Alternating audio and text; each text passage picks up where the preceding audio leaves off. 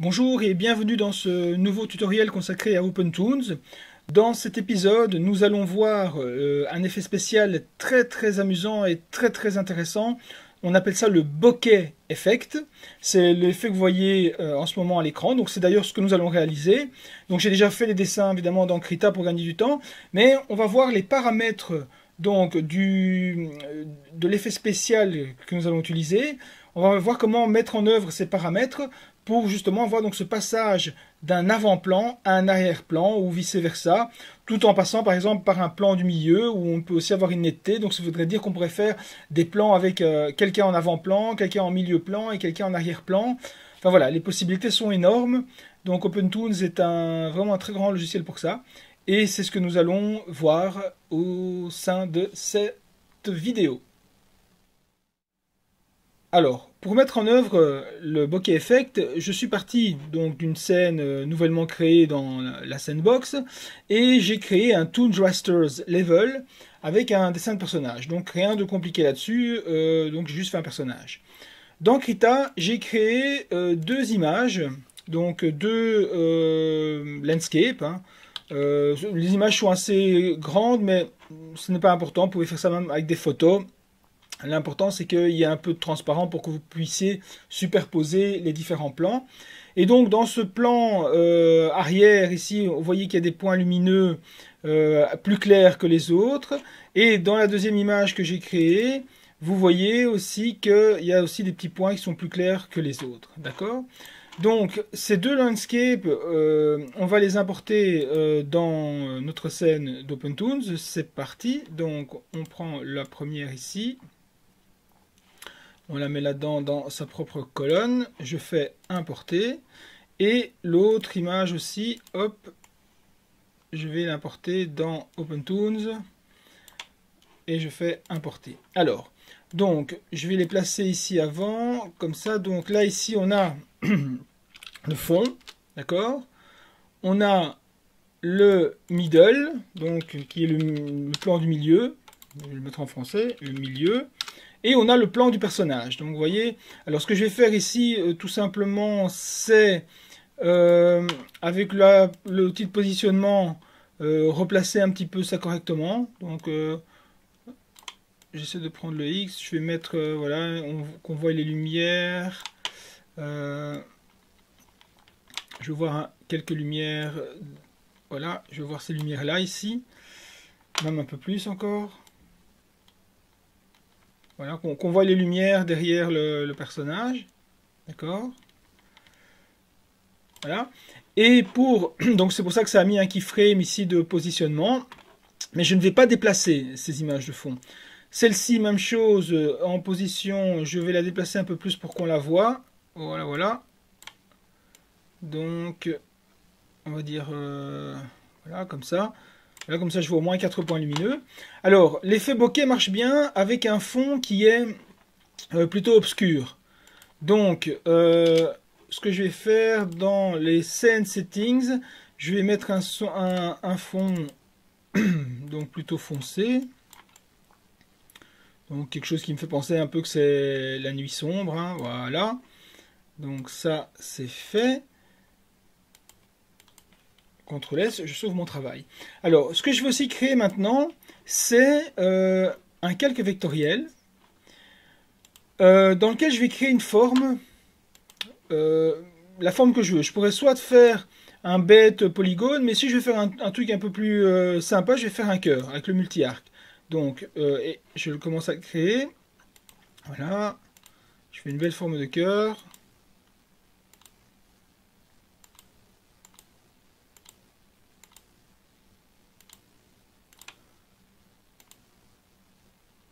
Voilà, alors mon cœur, là, je vais le créer en blanc, puis avec F, je vais le remplir, et donc ça, on va appeler ça ma forme.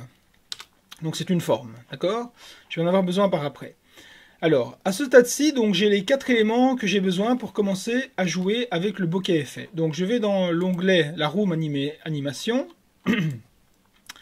et donc là, qu'est-ce que j'ai? J'ai ceci. Donc, j'ai donc bien mon personnage, ma forme qui est au-dessus, le personnage, le milieu et le fond. D'accord? Alors, c'est bien simple. Je commence par inclure donc dans Blur Bokeh Iwa. C'est comme ça le nom de l'effet, donc Bokeh Iwa. Et vous pouvez remarquer que dans Blur, dans la documentation en ligne, eh ben, elle n'est pas à jour. Donc le bokeh Iwa n'est pas indiqué ici. Il y a bien une vidéo qui a été faite par un, je crois, des concepteurs d'OpenToons, mais voilà, dans la documentation, on n'y est pas. Donc c'est pour ça que, d'où l'intérêt de cette vidéo, qui j'espère va vous apprendre des choses.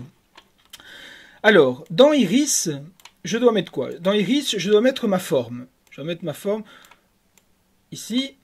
Et je vais mettre les trois éléments en question, donc ceux que j'ai ici. Je vais les mettre dans source 1, le milieu dans source 2 et le fond dans source 3. Je les mets un peu, on va dire, dans l'ordre dans lequel ils apparaissent, mais vous allez voir plus loin que cet ordre-là n'a pas beaucoup d'importance. D'accord? Donc si maintenant j'active les effets spéciaux, qu'est-ce que je vois? Je vois que le cœur a disparu et qu'il y a un réagencement donc des trois calques qui rentrent dans les sources 1, source 2, source 3. Alors, ici maintenant, on va rentrer dans les paramètres du nœud du bokeh Iwa. Je double-clique dessus et j'obtiens ceci. Alors, on peut aller voir déjà dans... Il y a une page d'aide qui est incluse dans ce nœud, donc on va cliquer dessus et ça ouvre une page. Effectivement, donc on ne trouve pas l'aide en ligne, mais on trouve déjà l'aide quand même dans le programme. Je rappelle que j'utilise la version Nightly Build de 1.4, donc c'est quasiment considéré comme étant OpenToons 1.5. Et donc là, il y a de l'information. Certaines informations j'ai pas compris, d'autres j'ai compris, mais je vais déjà passer en revue tout ce que j'ai compris. Alors, il faut donner, donc ici regardez, donc il faut que vous fassiez l'effort de vous dire que, en fait, la source 1, c'est le layer 1, la source 2, c'est le layer 2, et la source 3, c'est le layer 3. D'accord ? Donc, ici maintenant, ce que je vais faire, je vais donner à mes trois éléments, fond, milieu et personnage, différentes hauteurs, donc c'est-à-dire des distances de couches, qui vont de 0 à 1. D'accord? Alors, je vais mettre le personnage devant en mettant 0.2 par exemple, d'accord? Puis le layer 2, je vais le mettre en 0.5 au milieu. Et le fond, donc le layer 3, je vais le mettre en 0.8. D'accord? Donc, j'ai quelque chose qui se trouve en 0.2, quelque chose qui se trouve en 0.5 et quelque chose qui se trouve en 0.8. Donc, respectivement, personnage, milieu et fond. Alors, comment se joue l'effet bokeh? On peut jouer ici maintenant sur le On Focus Distance. Regardez bien, si maintenant le On Focus Distance, je mets le même focus que le layer 1, donc c'est-à-dire le personnage, je vais mettre ici 0.2, qu'est-ce que vous constatez? Que le focus se fait sur le personnage parce qu'il est justement 0.2. Regardez derrière, tout est devenu flou. Alors, maintenant, si je mets le focus en 0.5, qui est le lieu de mon deuxième layer, vous voyez que le milieu devient lui net et l'avant et l'arrière deviennent flous. Et ainsi de suite, vous imaginez, si je mets maintenant 0.8 dans mon On Focus Distance, vous voyez que l'avant-plan du personnage et le milieu-plan deviennent flous, par contre l'arrière devient net. Donc on va jouer sur cette On Focus Distance pour faire cet effet donc de travelling où un appareil vidéo va focaliser sur un fond, un background ou sur des personnages en avant-plan ou des personnages en arrière-plan. Eh bien, c'est ce que nous allons faire ici maintenant. On va animer ça. Je réfléchis si j'oublie rien de vous dire. Oui, autre chose. Je vais me remettre en focalisant sur le 0.2 pourquoi est-ce que j'ai mis une forme ici dans l'iris? Eh bien, en fait, la forme, vous voyez que quand on active la vue du preview, donc la vue finale, le cœur disparaît. Et en fait, il disparaît parce que il ne sert qu'à montrer, à indiquer à l'effet bokeh comment la lumière doit être réfractée. Donc, si vous regardez bien ici, j'ai une quantité de bokeh Hammond. Alors, si je l'augmente, je vais la mettre à 100. Vous voyez qu'on commence à voir la forme du cœur que j'ai créé. Si je mets à 200, encore plus. Regardez bien, voilà, vous voyez, on voit vraiment bien le cœur. C'est peut-être un peu beaucoup, je vais mettre 160. Donc, vous voyez, la lumière a été déformée en utilisant cette forme du cœur que j'ai créé dans la forme. Alors, vous voyez qu'elle est à l'envers. Alors, ce qu'on va faire, on va couper ça. On va se remettre ici avec S. Je vais sélectionner ma forme de cœur. Je vais faire ici moins 100 pour l'inverser, parce que j'ai envie que la forme de cœur soit à l'endroit. Voilà, et ici maintenant je reclique sur mon preview, il recalcule tout, et vous voyez que là, mes cœurs sont à l'endroit.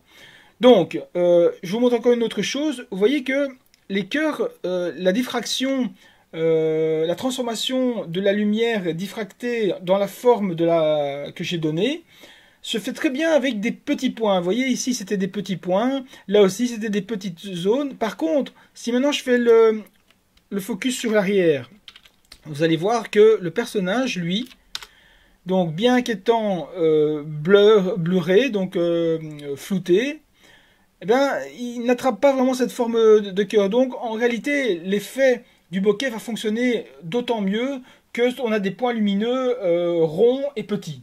D'accord? Voilà. Alors, donc je me remets en focalisant sur le personnage qui se trouve donc en 0.2 et donc tout le reste prend de l'ampleur. C'est même un peu beaucoup, 160, je vais mettre 140, faut pas qu'on voit trop que c'est un cœur. Voilà, allez, on va dire que ça c'est bon. Alors, maintenant ce que je vais faire, c'est une animation avec ça qui va faire en sorte que on arrive dans l'animation, on voit pendant une seconde le personnage. Puis pendant la seconde qui suit, on va passer du personnage, on va passer le focus du personnage jusqu'au fond, le background du fond. On reste une seconde, et puis on revient sur un intervalle de temps d'une seconde, on revient du background vers le personnage. Donc c'est ce qu'on va faire ici. Alors je vais... bon, pour l'instant j'ai plus besoin de ça, je vais fermer ça. Par contre, je vais aller ici dans FX Bokeh Iwa et ce qui m'intéresse ici, vous voyez, c'est ça, Bokeh Iwa 7, le On Focus Distance. C'est ça que je vais faire. Alors, on sait que notre bonhomme est en 0.2 au début, hein, donc vous vous souvenez ici, le personnage est en 0.2 par rapport à la hauteur que je lui ai donnée. Et donc, on va commencer en 0.2. Voilà, 0.2. On va rester pendant une seconde à 0.2, donc à 24, on est en 24 images par seconde. Ici, je reste en 0.2. Voilà. Puis, entre 24 et 48, donc à 48, on va passer à la plus grande valeur, c'est-à-dire 0.8. Donc là où se trouve le background. Donc on va focaliser sur le background.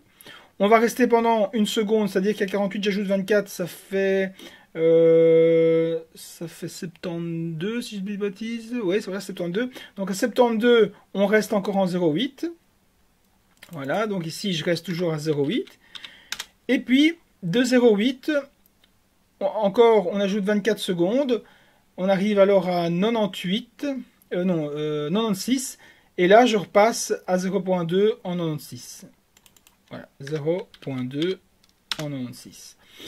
Et là, on attendra de nouveau une seconde, puisqu'au début, on attend une seconde. Alors, évidemment, je dois prolonger jusque 96 mes trois valeurs ici. Donc, fill in empty cell, bouton droit, fill in empty cell, bouton droit, fill in empty cell, y compris la forme aussi dont je dois disposer durant toute ma valeur. Eh bien, c'est très simple. Maintenant, nous allons lancer le calcul depuis le début. Donc, c'est parti. Voilà, ça va prendre un certain temps, donc je vous retrouve après le calcul de ces effets spéciaux. Voilà, le calcul est terminé, donc maintenant on peut voir ce que ça donne. Et regardez comme c'est beau. On reste une seconde là-dessus. Pendant une seconde, on passe à l'arrière. Et puis on revient ainsi de suite. Donc on va le voir en plein écran. C'est quand même beaucoup plus beau. Donc vous voyez, une seconde. Pendant une seconde, on passe à l'arrière. On reste une seconde. Pendant une seconde, on revient. Voilà, donc c'est vraiment du plus bel effet. Imaginez-vous que vous ajoutez ça à votre scène où vous avez un personnage qui parle en avant-plan et qui répond à un personnage qui parle en arrière-plan. Et donc vous voyez à chaque fois ici, vous voyez la zone du milieu est chaque fois nette parce qu'on passe par la netteté de la zone du milieu. Mais bon voilà, c'est pas obligé de mettre aussi une zone du milieu, hein. Vous pouvez directement passer de la forme de l'avant-plan à l'arrière-plan. Ici c'est pour faire un truc un peu complexe, pour montrer donc les différentes possibilités de différentes hauteurs de ceci. Voilà, donc j'espère que ça vous a plu, que ça vous a donné une belle illustration de ce qu'il y a moyen de faire avec OpenToonz, avec ce superbe effet que le bokeh effect. Et moi je vous dis salut, et je vous dis rendez-vous à la prochaine vidéo. Salut, salut!